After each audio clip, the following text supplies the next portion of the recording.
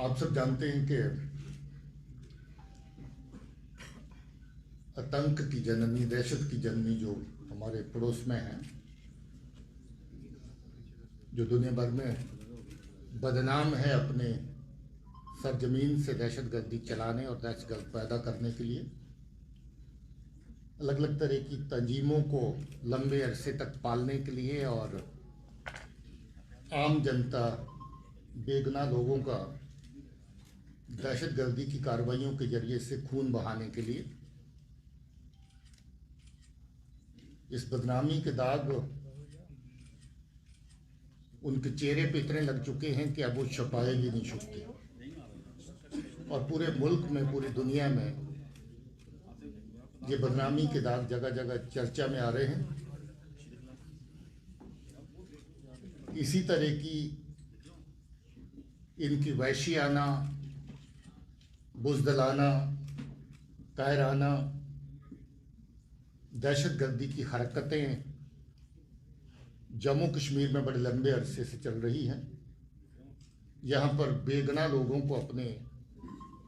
कार्रवाई का निशाना बनाया जाता है और जहाँ का जो आपसी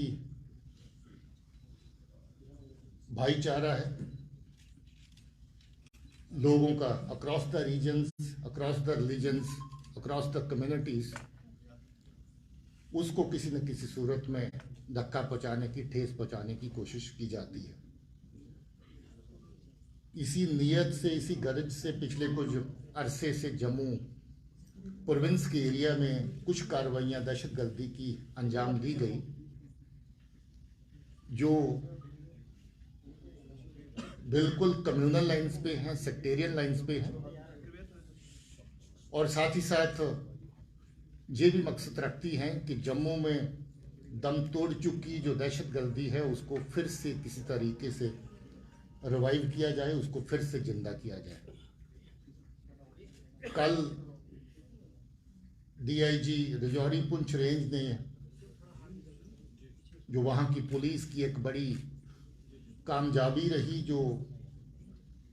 आईडीज वहाँ पर जगह जगह पर लगाने का इनका मंसूबा था, उसको नाकाम किया गया। उसमें 3 लोगों की टुकड़ी जो पार बैठे दहशतगर्दी के आका, उनके इशारों पर राजौरी के एरिया को और कुछ जगहों पे आईडीज लगा के निशाना बनाना चाहती थी। डांगरी के इंसिडेंट के बाद वो पूरे का पूरा ग्रुप पकड़ा गया। उसके बारे में तफसील, डिटेल कल आप लोगों को मिल चुकी है। आज हम जम्मू के नरवाल में जो 2 आईडी ब्लास्ट 21 जनवरी को हुए थे, उसकी डिटेल आपके साथ साझा करने के लिए आए हैं। मैं सबसे पहले जम्मू पुलिस को,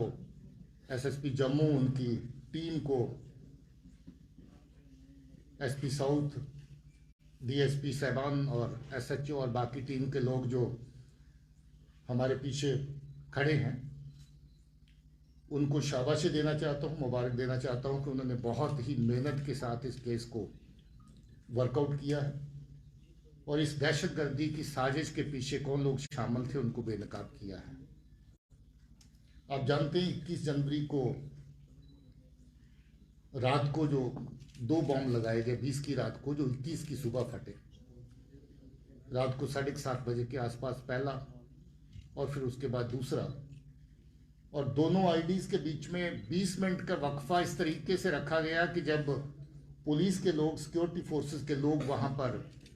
इमीडिएटली रश करते हैं, पहुँचते हैं, तो उनका बड़े से बड़ा नुकसान किया जा सके। और पहले में जब दुकानें खुलें, लोग जो दुकानदार आसपास अपना काम कारोबार करने वाले हैं, उनको नुकसान पहुँचाया जा सके। मगर पुलिस ने अपनी एसओपीज़ का पालन करते हुए अच्छे तरीके से सिचुएशन को हैंडल किया और उस एरिया को अच्छे से सैनिटाइज किया, जिसकी वजह से पहली आईडी में 9 लोग जख्मी हुए, मगर दूसरी आईडी जिसका निशाना ये था कि पुलिस और सिक्योरिटी फोर्सेस के लोग जो मौके पर आए उनको टारगेट किया जाए, एसओपी का पालन करते हुए उस नुकसान को बचाया जा सका, वरना वो नुकसान और भी बड़ा हो सकता था, क्योंकि पहली आईडी छोटी थी और दूसरी आईडी उससे कहीं ज़्यादा बड़ी थी और इरादा यही था कि दूसरी आईडी ज़्यादा से ज़्यादा लोगों का नुकसान करे। पुलिस ने बड़ी मेहनत के साथ आरिफ नाम के दहशतगर्द को पकड़ा है, जो रियासी का रहने वाला है। और इसकी तफ्तीश और इंटेरोगेशन के दौरान ये पता भी चला कि ये आज से नहीं बल्कि पिछले लगभग 3 साल से ये पार जो हैंडलर हैं दहशतगर्दी को चलाने वाले जो लोग हैं लश्कर तौबा के, उनके साथ इसका तालमेल है। इसका मामा काफ़ी सालों से कराची पाकिस्तान में जाकर के सेटल हो रखा है। मामे के जरिए इसके साथ राब्ता हुआ और फिर एक दहशतगर्दी तंजीम को जो पार से चलाने वाला कासिम नाम का आदमी है, वो भी रियासी का रहने वाला है। काफ़ी लंबा अरसा पहले वो पाकिस्तान में जाके सेटल हुआ है और आज पाकिस्तान की दहशतगर्दी की जननी जो है उसका साथ दे रहा है, उसका समर्थक है, उनका सपोर्टर है और दहशतगर्दी की कार्रवाइयाँ पाकिस्तान में बैठ करके यहाँ पर करवाता है। कासम ने लंबा अरसा पहले कुल 19 में इसके साथ राब्ता साधा। आपको याद होगा शास्त्री नगर में एक आईडी हुई थी, वो अभी तक उसका करने वाला कौन था वो बेनकाब नहीं हो पाया था। यही आदमी है जो शास्त्री नगर में फरवरी 22 में आईडी हुई थी, यही आदमी शामिल था। आपको ये भी याद होगा कि कटरा में जो बस में आग लगी ब्लास्ट के बाद,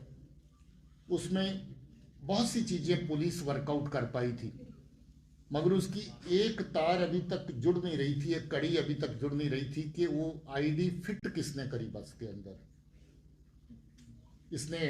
माना है कि वो आईडी इसी ने फिट करी थी। एक नहीं बल्कि 2 आईडी लगाई थी ताकि लोगों का ज़्यादा से ज़्यादा नुकसान हो सके। और आईडी लगाने की जगह भी वो ढूंढी थी जो पेट्रोल टैंक को ही बारूद की तरह इस्तेमाल कर सके। और इसने आईडी बस के अंदर जाकर के सीट नंबर 3 के नीचे जहां पेट्रोल पंप पड़ता है उसके बिल्कुल ऊपर फिट करी थी, थैले के अंदर डाल के, और 2 आईडीज एक साथ फिट करी थी। बात यहीं खत्म नहीं होती, एक आईडी और अभी इसके पास मौजूद थी और उस आईडी का फोटो, और हो सकता है कि थोड़ी देर तक वो सही आईडी भी आपके साथ बाहर शेयर कर दी जाए। वो परफ्यूम आईडी है, बॉटल परफ्यूम की दिखती है और अगर गलती से आपने परफ्यूम के स्प्रे के माफक उसको दबा दिया, जब खोल दिया तो आईडी फट जाएगी और जिसके हाथ में आईडी होगी उसका मौके पर ही नुकसान हो जाएगा। जो पहली आईडीज अभी तक इस्तेमाल करी जो शास्त्री नगर में हुई वो टाइमर वाली डिवाइस थी। जो कटरा की बस में आईडी लगाई गई वो स्टिकी बॉम्ब की फॉर्म में थी, जो थोड़ा बड़े साइज में स्टिकी बॉम्ब हमने कठुआ में बरामद किए थे, जिसमें 450 ग्राम के करीब एक्सप्लोजिव मटेरियल रहता है।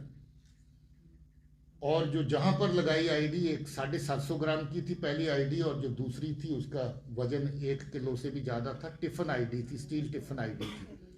और जो अभी आईडी पकड़ी है मैंने आपको बताया कि वो परफ्यूम आईडी की तरह है।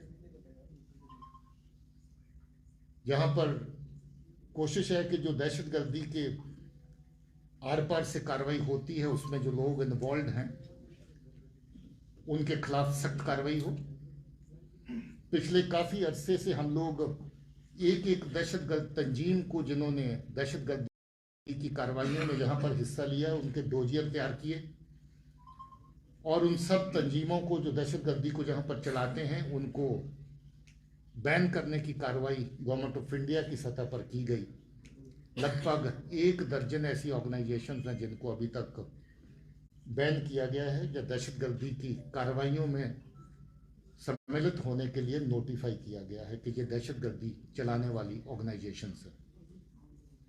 और ऐसे ही लोग जो इनफरादी तौर पे, इंडिविजुअल तौर पे दहशतगर्दी की कार्रवाइयों में शामिल हैं, 22 के करीब पिछले 2 साल के अंदर ऐसे लोग नोटिफाई किए गए हैं एज टेररिस्ट। वो कार्रवाई भी बराबर जारी है और उस कार्रवाई को भी आगे जिंदा रखा जाएगा। इसमें हैरत की बात यह है कि ये दहशतगर्दी की कार्रवाई आरिफ जो कर रहा है ये सरकारी मुलाजिम भी है। 2010 में रैबर तलीम में भर्ती हुआ था, 2016 में रेगुलर टीचर बना, सरकार की तनख्वाह भी ले रहा है,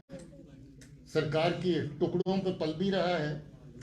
और साथ ही साथ कुछ और टुकड़ों के लिए अपने लोगों को नुकसान भी पहुंचा रहा है। पता चला है कि इसको पहली आईडी लगाने और फोड़ने के बाद कुछ नगद रकम मिली थी, कटरा की आईडी लगाने के बाद भी इसको कुछ रकम दी गई थी, और अभी जे आईडी लगाने में भी इसको ऐसा ही फ़ायदा दिया गया। अब ये देखें कि किस हद तक ये चीज़ एक एक चंद टुकड़ों के लिए लोगों की जान के साथ खिलवाड़ करना, लोगों का नुकसान पहुंचाना, ये सही लगता है, मगर शर्म की बात है इसके लिए कि ये दहशतगर्द सरकारी मुलाजिम भी है। अब इसकी मुलाजिमत तो जाएगी जाएगी, इस केस में भी इसको अंजाम जो है भुगतना पड़ेगा। आज आपको मिलाने के लिए हम लोगों ने इस हादसे में जो लोग जख्मी हुए थे उनको भी लाया है, तो आप इस प्रेशर के बाद उनके साथ मुलाकात भी कर सकते हैं कि उनके जज्बात, उनकी फीलिंग क्या है।